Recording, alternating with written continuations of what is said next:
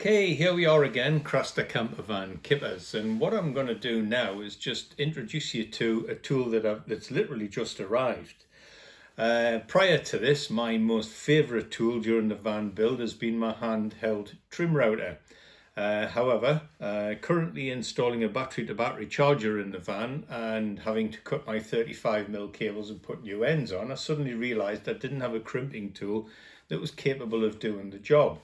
Now, there are various ones out there, but what I have bought is the one that's in this box for two reasons. A, it claims to do up to 70mm cable.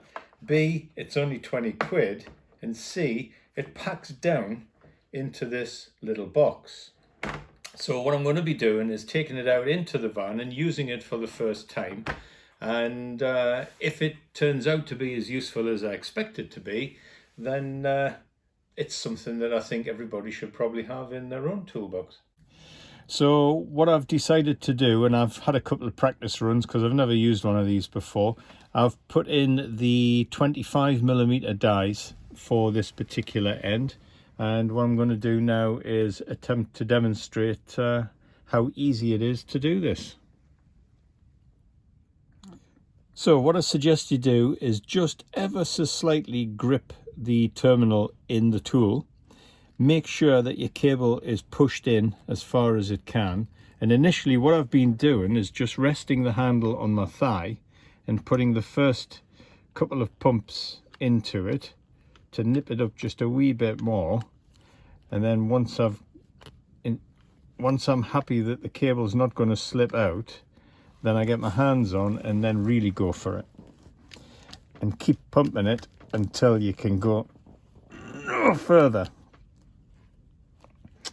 Then once that's done, just turn the button for off. That releases the pressure. Take the terminal out, and there it is.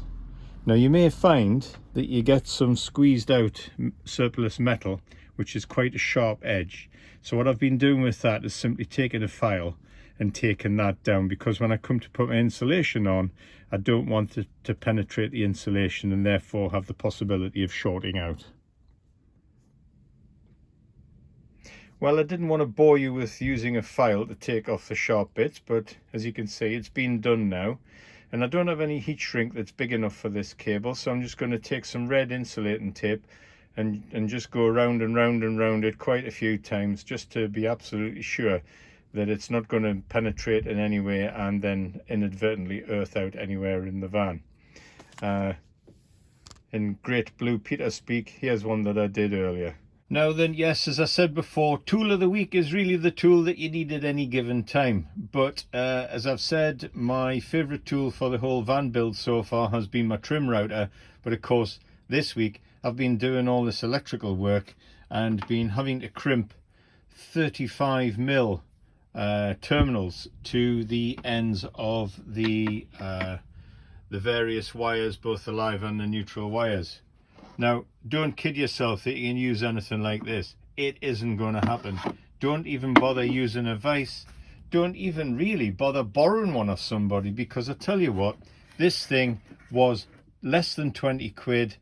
It exerts 8 tons of pressure, and it easily crimps the ends on these cables, and it all packs down into a very, very small size. I suppose really the theory behind it is very similar to a bottle jack. Now these things are readily available on Amazon for next day delivery if you've got Prime, and of course, you've guessed it, they're all over the place on eBay. Various prices. I've seen them from about 17 quid up to about 30 odd pounds. It's all the same machine. The dies, to be honest, they look a little bit cheap and nasty, but they do the job, and that at the end of the day is all you want. And this thing will crimp any cables up to a cross section of 70mm. So, having been out in the van and used that tool, would I recommend it? Absolutely, I would. That crimped all sorts of sizes from 6mm up to up to 40mm. And as I say, the one length of the 40mm cable I used for my neutral was 27 quid, and the tool itself was £22, I think is what I paid for it. So why would you not buy one? It's a handy thing to have, and you never know when you might need it again in the future. So anyway, I've got ideas for 1 or 2 other little short videos, and if you'd like to subscribe, then please do so. And if you have any comments, then please do leave them below. Thank you.